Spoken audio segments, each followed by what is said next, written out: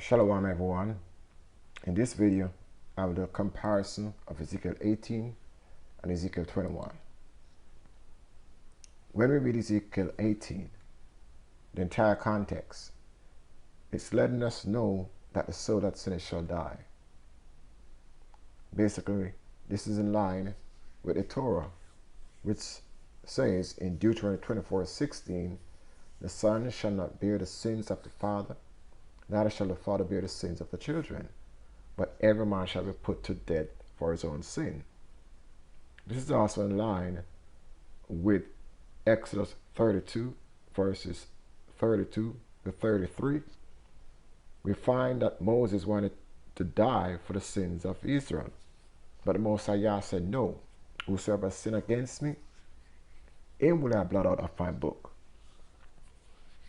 So all that is in line with the Torah, Ezekiel 18, and many other areas in Scripture, but just to name a few. So now, when we turn to Ezekiel 21, verses 1 through 5 in particular, this is what it says. That's the NIV. I don't need the NIV, I need the KJV. Let me get the KJV for you. Let's read. It says, and the word of Yahuah came unto me, saying, Son of man, set thy face toward Jerusalem, and drop thy word toward the set apart places, and prophesy against the land of Israel. And say to the land of Israel, Thus saith Yahuah, Behold, I am against thee. I will draw forth my sword out of its sheath. I will cut off from thee the righteous and the wicked.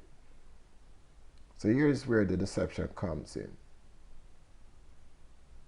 The translators are claiming that Yah told the prophet Ezekiel that it's going to cut off from you, Israel, house of Judah, the righteous and the wicked.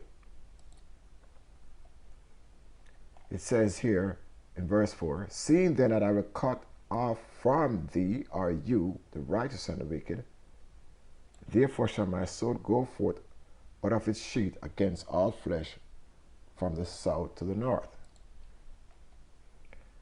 that all flesh may know that I, Yahuah, have drawn forth my sword out of its sheath, it shall not return anymore. So in verses 3 and 4, we're seeing the deception coming out very strong from the translators. Now, when we go to the book of,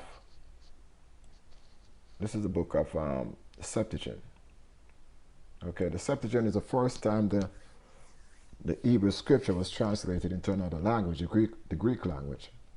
And research showed that this happened around the 3rd century BCE. So we're talking well over 2,000 years ago. But nonetheless, when we go to the same chapter, Ezekiel 21, and compare to the KJV version, we see a different picture unfolding. Let's jump to 21, okay? Let's read the same 5 verses, particularly verses 3 and 4. And the word of Yahuah came to me, saying, Therefore prophesy, son of Adam, set thy face steadfastly toward Jerusalem, and look toward their set apart places, and thou shalt prophesy against the land of Israel. And thou shalt say to the land of Israel, Thus saith Yahuah, Behold, I am against thee, and I will draw forth my sword out of its sheath, and I will destroy out of thee the transgressor and unrighteous. So already we are seeing the lies of the enemy being unfolded. Okay? Yah has exposed the lie of the enemy through the Septuagint. The transgressor and the righteous is talking about rooting out the wicked. Okay? But again, just jump to the same verse, right? We're in verse 3. Jump to the same verse in the KJV. It says that Yah is going to cut off the righteous and the wicked.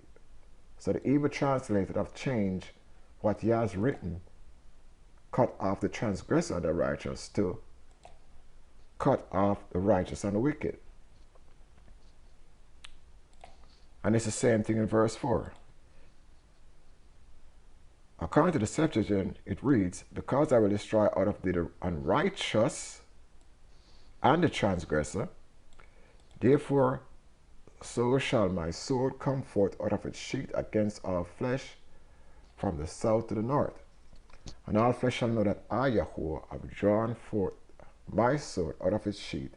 It shall not return any more. And this is what caused confusion.